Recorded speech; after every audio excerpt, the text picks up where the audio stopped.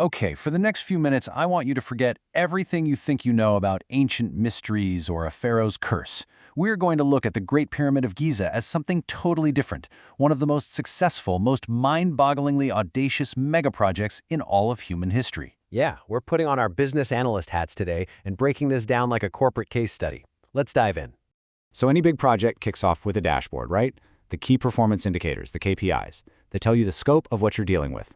So what was on the executive dashboard for Project Khufu? Well, first up, the timeline. 20 years. From the first shovel in the ground to the final sign-off. Next on the dashboard, materials. The project needed 2.3 million stone blocks to be quarried, transported, and then perfectly placed. And we're not talking about little bricks here. Some of these blocks weighed as much as 15 tons. That's an absolutely incredible feat of material management. And then you've got the people, human resources. At its peak, this project had a workforce of around 30,000 people. The scale is just immense. So when you look at KPIs like that, you just have to ask, how on earth did they pull this off? Well, the very first question any modern project manager would ask is, how did you manage the people? So let's start there. Let's look at what we can basically call their human resources and organization department. First things first, we have to completely throw out that old Hollywood myth about slave labor. It's just not true. The archaeological evidence tells a totally different story. This project was built by a skilled, professional workforce, a workforce that was paid, that was cared for, and that was organized with just stunning efficiency. And just look at this org chart. It's beautiful. At the very top, you've got the project director, a guy named Vizier Ankov. He's basically the CEO of this whole operation. The entire workforce was then broken down into large divisions called files, about 2,000 workers each. And those were broken down even further, all the way to these agile little task forces of 10 to 20 workers, each with a team leader running the day-to-day. I mean, that is a clear and remarkably modern chain of command. And this whole organization was supported by some incredible infrastructure. Research, a lot of it from the Giza project at Harvard University, has actually uncovered this entire workers' village right near the site. And this wasn't some shabby, temporary camp. No, this was a fully integrated campus with housing, bakeries, and even advanced medical facilities where they could set broken bones. You have to see this as a strategic asset, right? It was designed to maximize worker well-being, boost productivity, and just minimize any downtime. So, you've got your people organized, housed, and fed. What's the next massive hurdle you have to clear? Getting the parts. In this section, we're going to dive into the project's absolutely incredible supply chain and logistics operation. This really is the fundamental question. How in the world do you source and move over 6 million tons of stone and get it to the construction site with perfect split-second timing? On a project this complex, there was absolutely zero margin for error. Their solution was just brilliant, a multi-source supply chain. The bulk of the pyramid's core blocks, they came from a local quarry right there on the Giza Plateau. Super smart, it cuts down transport time. But the fancy stuff, the premium gleaming white casing stones, they were brought over from Tura, across the river. And the huge granite beams for the King's Chamber, those came all the way from Aswan, 800 kilometers away. And all these different materials converged at a central port they built right at the base of the pyramid. And this is where their mastery of logistics just shines. Today, we call it just-in-time delivery, a system where materials show up exactly when you need them to cut down on waste and storage. The Egyptians were experts at this 4,500 years ago. They timed shipments with the Nile's annual flood and even dug canals that went directly to the worksite.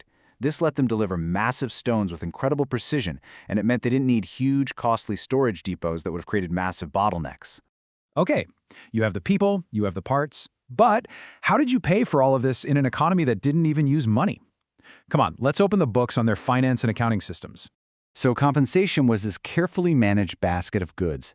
Your basic salary was a daily ration of bread and beer, which provided the essential calories to fuel a hard day's work. And this was supplemented with protein like fish and meat and other valuable things like textiles. You see, this wasn't just about feeding people. It was a structured, itemized payroll system. So, a highly organized workforce, a just-in-time supply chain, a complex payroll system, it all sounds like a perfectly executed modern project plan, right? But I know what you're thinking. We're talking about the ancient world. This sounds a little too perfect. Where's the hard, indisputable proof for all of this? While the proof is one of the most stunning archaeological finds of the 21st century, and it's not a golden mask or some hidden tomb, it is, for all intents and purposes, the world's oldest spreadsheet. Meet the Diary of Muir. It was discovered back in 2013, and it's the daily logbook of a mid-level manager who was in charge of about 40 guys. And this is the smoking gun. It doesn't read like some ancient dusty text. It reads like a project manager's daily field report, meticulously detailing logistics, deliveries, and manpower. And the detail is just incredible. Meeker tracks his team's work cycle for moving stone from the Tura quarry. It was this predictable 3-day loop, a couple days to sail loaded to Giza, 1 day to return empty. This wasn't some vague plan, it was a strict, repeatable schedule. In today's corporate jargon, we'd call this a service-level agreement, an SLA, a documented promise of performance that guaranteed a reliable flow of materials.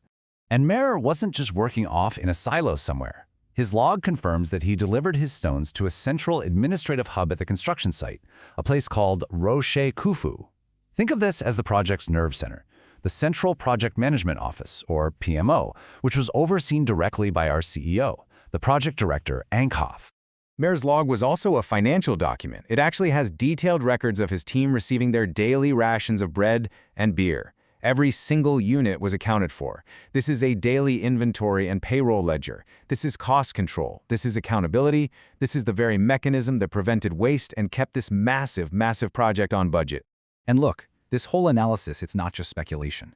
It's grounded in hard evidence from primary sources, like the Diary of Muir, from decades of academic research, from places like the Giza Project at Harvard, and from the incredible work of experts like Mark Lenner.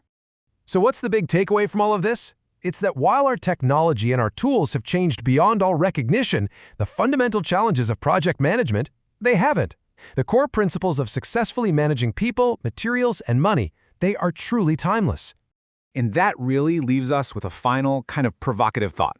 In our modern world, with constant budget overruns and delayed timelines on major projects, what critical lessons could today's engineers and managers learn from a 4,500-year-old playbook that delivered one of the wonders of the world, on time and on budget?